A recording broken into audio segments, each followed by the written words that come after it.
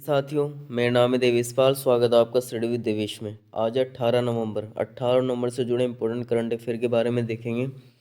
साथ ही उनसे जुड़े कुछ इंपॉर्टेंट फैक्ट्स के बारे में जानेंगे और साथ ही जिन क्वेश्चनों को याद किया जा सकता है उनको याद करने की कोशिश भी करेंगे किसी ट्रिक के माध्यम से। तो चलिए शुरू करते हैं पहले प्रश्न के साथ में। इससे पहले जो 17 नवंबर 2022 उसके जो करंट अफेयर थे उसको रिविज़न कर लेते हैं। तो चलिए शुरू करते हैं पहले प्रश्न के साथ में। Power system operation corporation limited का नाम बदलकर नाम upgrade controller of India limited कर दिया गया है। इसको एक शॉर्ट फॉर्म में बोलते हैं पोस्को। इसका मुख्यालय कहाँ पर है? देखिए, इसका मुख्यालय नई दिल्ली में है। इसकी स्थापना 2009 में की गई थी। नेक्स्ट प्रश्न देखते हैं। केंद्र सरकार ने किसे आरबीआई के केंद्रीय बोर्ड में निदेशक के रूप में नॉमिनेटेड किया है? देखिए, केंद्र सरकार ने आरबीआई के रूप में विवेक जोशी को किया है। ऑप्शन नंबर मैंने ऑप्शन नंबर इसमें एलिमिनेट कर दिए हैं। विवेक जोशी को किया। देखिए, मैंने इसमें ट्रिक भी बताई थी। विवेक जोशी को इस तरह से याद रख सकते हो कि आरबीआई के जो केंद्रीय बोर्ड में निदेशक होना चाहिए उसके अंदर विवेक होना चाहिए, एक जोश होना चाहिए काम करने का। तो आप लॉजिकल ट्रिक के माध्यम से याद भी कर सकते हो इसका आंसर को, विवेक जोशी। नेक्स्ट प्रश्न देखते हैं। $1 ट्रिलियन गंवाने वाली दुनिया की पहली सार्वजनिक सूचीबद्ध कंपनी कौन बनी है? देखिए, ये ऐसा पहली बार है कोई ऐसी कॉमर्शियल कंपनी, दुनिया की पहली सार्वजनिक कंपनी जो कि जिसने $1 ट्रिलियन गंवा दिए, तो ये अमेजन बनी है जिसके जो सीईओ जेफ बेजोस हैं। देखिए, हम इसे भी याद रख सकते हैं कि हम कपड़े बेकार नहीं, ज़्यादातर हम यहाँ से अमेजन से क्लोथ की डिलीवरी करते हैं। तो गारमेंट्स की डिलीवरी करते हैं तो बेहतर है ख़राब निकले या फिर मतलब उसने पैसे गंवा दिए, तो इस तरह से आप याद रख सकते हो अमेजन। नेक्स्ट क्वेश्चन देखते हैं। हाल ही में किसे भारतीय ओलंपिक संघ के एथलीट आयोग के सदस्य के रूप में चुना गया है? देखिए, इन सभी को भारतीय एथलीट संघ के आयोग के सदस्य के रूप में चुना गया। इसके अतिरिक्त 6 और चुने गए, टोटल 10 चुने गए हैं। तो उसमें मैरी कॉम, पीवी संधू, मीराबाई चानू, गगन नारंग, इन सभी को चुना गया। नेक्स्ट क्वेश्चन देखते हैं। आप कल की वीडियो देख सकते हो, उसमें मैंने सारे नाम बताए थे कि प्रो रेंजू धावक पर कितने साल का प्रतिबंध लगा है। देखिए, ये केन्या के एथलीट थे, धावक थे, इन पर 5 साल का प्रतिबंध लगा है। नेक्स्ट प्रश्न देखते हैं। अंडर 19 2025 वर्ल्ड कप की मेजबानी कौन सा देश करेगा? देखिए, 2025 की मेजबानी श्रीलंका करेगा और इसके अतिरिक्त 2027 की मेजबानी नामीबिया और एक कंट्री और करेगी। आप कल की वीडियो में उन्हें देख सकते हो। फिलहाल जो 2025 पूछा, 2025 वर्ल्ड कप की मेजबानी श्रीलंका करेगा। नामीबिया शायद मोजाम्बिक है। नेक्स्ट प्रश्न देखते हैं। भारतीय प्रेस दिवस कब मनाया गया है? देखिए, भारतीय प्रेस दिवस 16 नवंबर को मनाया गया है। नेक्स्ट प्रश्न देखते हैं। हाल में अभिजीत बोस ने इस्तीफा दिया है, वह किससे संबंधित है? देखिए, अभिजीत बोस ने इस्तीफा दिया है, वह व्हाट्सएप के हेड हैं, वे व्हाट्सएप से संबंधित हैं। नेक्स्ट देखते हैं। हाल में 15 नवंबर किस राज्य का स्थापना दिवस मनाया गया? देखिए, 15 नवंबर को जो स्थापना दिवस मनाया झारखंड का मनाया गया। झारखंड की राजधानी रांची, झारखंड के चीफ मिनिस्टर रमेश बैस हैं। नेक्स्ट प्रश्न देखते हैं। कृष्णा गारू का निधन हुआ, वे कौन थे? कृष्णा गारू एक तेलुगु एक्टर थे, एक एक्टर थे। अब 18 तारीख 2022 से जुड़े इंपॉर्टेंट करंट अफेयर को देखते हैं। हाल ही में किसने डिजिटल शक्ति 4.0 लॉन्च किया है? देखिए, राष्ट्रीय महिला आयोग ने डिजिटल शक्ति 4.0 लॉन्च किया है। तो option number A is the right answer. देखिए, हम यहाँ पर पढ़ सकते हैं। राष्ट्रीय महिला आयोग ने 15 नवंबर को साइबर स्पेस में महिलाओं और बालिकाओं को डिजिटल रूप से सशक्त बनाने और कौशल प्रदान करने के लिए एक अखिल भारतीय परियोजना डिजिटल शक्ति अभियान के चौथे चरण की शुरुआत की है। देश भर में डिजिटल मोर्चे पर जागरूकता बढ़ाने और महिलाओं की मदद करने के लिए जून 2018 में डिजिटल शक्ति की शुरुआत की गई। आपको सिर्फ ये ध्यान रखना कौन से मंत्रालय ने इसकी शुरुआत की, तो राष्ट्रीय महिला आयोग ने। हाल ही में कौन सा शहर एशिया प्रशांत क्षेत्र डेटा सेंटर में शीर्ष पर रहा? देखिए, APAC, that is Asia Pacific. देखिए, इनमें तीनों शहर उपयुक्त, तीनों देखिए, हैदराबाद भी, चेन्नई भी और दिल्ली, ये तीनों ही शहर शीर्ष रहे हैं। एशिया हाल ही में कौन सा शहर एशिया प्रशांत क्षेत्र डेटा सेंटर में शीर्ष रहा? तीनों ही शहर ये शीर्ष रहे। नेक्स्ट क्वेश्चन देखते हैं। हाल ही में भारत स्टील के उत्पादन में किस स्थान पर है? देखिए, भारत स्टील के उत्पादन में दूसरे स्थान पर है। Option number D is the right answer.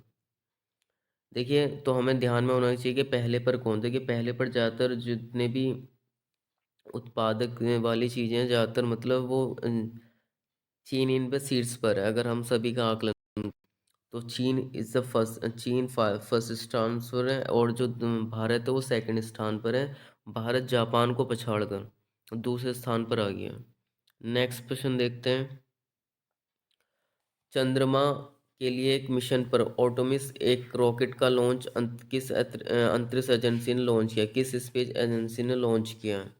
देखिए, चंद्रमा के लिए एक मिशन पर Artemis first rocket that is NASA के द्वारा लॉन्च किया गया। Option number B is the right answer. देखिए, नासा नासा के बारे में हमें जानना होगा। इसकी फर्स्ट ऑफ ऑल इसकी फुल फॉर्म क्या है? तो इसकी full form national aeronautic space administration, जो इसकी स्थापना की गई थी 1958 में की गई थी। और जो इसके वर्तमान एडमिनिस्ट्रेटर हैं उनका नाम बिल नेल्सन है, और उसका हेडक्वार्टर कहाँ है? हेडक्वार्टर इसका वाशिंगटन डीसी में है, अमेरिका के। तो ये सब हमें इसके इम्पोर्टेंट फैक्ट ध्यान में रखने हैं। नेक्स्ट क्वेश्चन देखते हैं। हाल ही में ब्राज़ीलियाई फार्मूला वन ग्रैंड प्रिक्स 2022 किसने जीती है? देखिए, ब्राज़ीलियाई formula one grand prix George रेल ने जीती है। Option number A is the right answer. देखिए, इनकी फर्स्ट ग्रैंड प्रिक्स है जो इनके द्वारा जीती गई है। तो जॉर्ज रेल ने जीती है Brasilia formula one grand prix. देखिए, इस साल की जो फार्मूला ग्रैंड प्रिक्स वो सारी मैंने यहाँ पर लिख दी है, जो किसने जीती। जैसे मैक्सिमन ग्रैंड प्रिक्स किसने जीती है? देखिए, मैक्सिकन जो जीती मैक्स वेस्टअपन ने जीती। आप इन्हें ध्यान रख, तो मैक्स और मैक्स ये दोनों में यहीं पर सेम बैटर हैं। मैक्स वेस्टअपन ने जीती है। ज़्यादातर जो ग्रैंड प्रिक्स हो मैक्स वेस्टअपन के द्वारा ही जीती गई है। तो हमें केवल वो ध्यान रखने जो किसी और ने जीती है। जैसे कि सिंगापुर, यहाँ पर हम देख सकते हैं Singapore grand prix Sergio Perez ने जीती है। ध्यान रखते तो एस से ही जो नाम स्टार्ट हो रहा है से ही ये स्टार्ट हो, सर्जियो पेरेज ने जीती है। एक मैक्सिकन प्लेयर है। इसके अतिरिक्त हम बात करें, ज़्यादातर मैक्स वेस्टअपन के द्वारा ही जीती गई है। हमें सिर्फ वो देखनी है जो किसी और के द्वारा जीती। जैसे मोनाको ग्रैंड प्रिक्स इसके द्वारा जीती, मोनाको।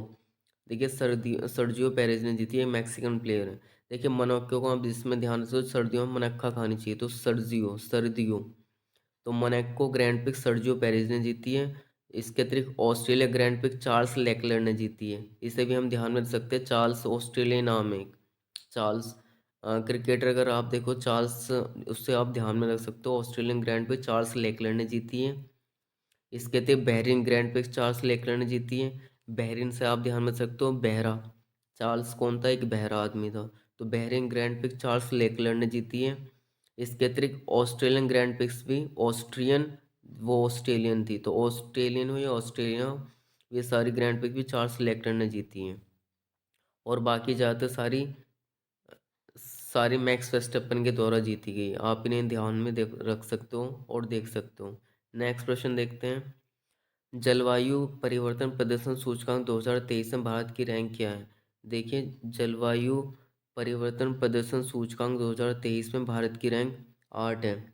मतलब ये सुधरी है, 2 अंक ऊपर पहुंच गया है भारत। इसमें पहले 10 थी, अब 8 है। 2 अंकों का सुधार हुआ है। देखिए, 63 देशों में भारत की रैंक 8 है। पिछले साल ही 10 थी। देखिए, 2023 के लिए ये आकलन किया गया है। 2022 की जो रैंक थी वह 10 थी, और जो 2023 के लिए जो आकलन किया गया वो 8 रखी गई है। तो option number A is the right answer. देखिए, हम पढ़ सकते हैं भारत जलवायु परिवर्तन प्रदर्शन सूचकांक 2023 में 63 देशों की सूची में 2 पायदान ऊपर चढ़कर 8वें स्थान पर आ गया है, और इसका श्रेय उत्सर्जन या नवीकरणीय ऊर्जा के लगातार बढ़ते उपयोग को जाता है। नेक्स्ट प्रश्न देखते हैं। हाल ही में कौन सा राज्य अपनी सॉफ्ट पावर दिखाने हेतु आईसीसीआर के साथ समझौते ज्ञापन पर हस्ताक्षर करेगा? देखिए, आईसीसीआर भी हमें ध्यान में रखना चाहिए, Indian council for cultural relation के साथ। देखिए, हाल ही में बिहार राज्य बिहार राज्य अपनी सॉफ्ट पावर दिखाने हेतु आईसीसीआर के साथ समझौते ज्ञापन पर हस्ताक्षर करेगा। Option number A is the right answer. अब बिहार, बिहार के बारे में जानते हैं। जैसे कि देखिए, फर्स्ट ऑफ ऑल हम जान लेते हैं कि ऐसा क्यों बिहार राज्य क्या करे। तो बिहार सरकार राज्य कलाकारों के हस्तशिल्प और कई अन्य जातीय कलाओं को अंतर्राष्ट्रीय प्रदर्शन प्राप्त करने में मदद करने के लिए भारतीय संस्कृति संबंध परिषद that is ICCR, Indian council for cultural relation, के साथ एक समझौते ज्ञापन पर हस्ताक्षर करेगी बिहार सरकार। देखिए, जो बिहार की कैपिटल है वो पटना है। बिहार के चीफ मिनिस्टर नीतीश कुमार है और बिहार के राज्यपाल फाल्गु चौहान है। देखिए, बिहार से जुड़े कुछ इंपॉर्टेंट करंट अफेयर देख लेते हैं जो हाल ही में वहाँ पर घटनाएं घटित हुई। जैसे कि फाल्गु नदी पर फाल्गु नदी हम सब जानते हैं बिहार में है, जहाँ पर महात्मा बुद्ध को ज्ञान की प्राप्ति हुई थी। फाल्गु नदी के किनारे पीपल वृक्ष के नीचे। तो फाल्गु नदी पर भारत का सबसे लंबा रबड़ बांध का उद्घाटन बिहार राज्य में किया गया। बिहार की खगोलीय वेधशाला को यूनेस्को की महत्वपूर्ण संकट विरासत वेधशालाओं में शामिल किया गया। फ्लिपकार्ट ने बिहार राज्य कौशल विकास मिशन के साथ समझौता किया है। इसके अतिरिक्त भारतीय भूवैज्ञानिक सर्वेक्षण के अनुसार भारत का सबसे बड़ा स्वर्ण भंडार बिहार राज्य में स्थित है। हम सब जानते हैं बिहार मिनरल के लिए जाना जाता है, और इसके अतिरिक्त झारखंड भी और छत्तीसगढ़ भी। मिथिला मखाना, शाही लीची और जर्दालू आम को जीआई टैग भी दिया गया। नेक्स्ट प्रश्न देखते हैं। हाल ही में डीएमआरसी और किसने समझौते ज्ञापन पर हस्ताक्षर किए? देखिए, DMRC that is Delhi metro rail corporation, इसने जो है भारत इलेक्ट्रॉन लिमिटेड के साथ समझौते ज्ञापन पर हस्ताक्षर किया। Option number A is the right answer. देखिए, हम थोड़ा जान लेते हैं इसके बारे में। स्वदेशी संचार आधारित ट्रेन नियंत्रण प्रणाली के विकास के लिए सार्वजनिक क्षेत्र के उपक्रम Bharat electronic limited that is BEL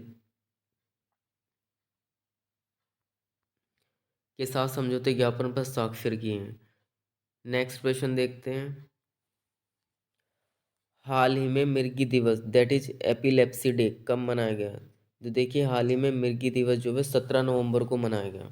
option number A is the right answer. अब हमें ये भी ध्यान में रखना होगा हम मनाते क्यों हैं।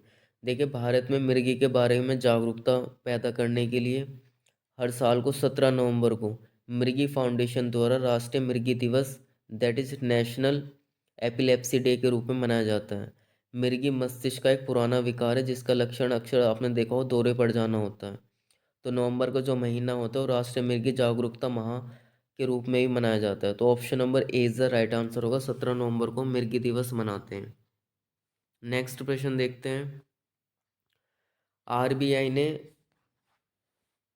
रिटेल डिजिटल करेंसी पायलट के लिए कितने बैंकों को चुना है? देखिए, हाल ही में आरबीआई ने जो रिटेल डिजिटल करेंसी पायलट के रूप में 5 बैंकों को चुना है। Option number C is the right answer. देखिए, हम कुछ बैंक जान लेते हैं जैसे कि ये कौन कौन से बैंक होंगे। तो दैट इज फर्स्ट, तो सबसे बड़ा बैंक भारत का सार्वजनिक बैंक है that is state bank of India.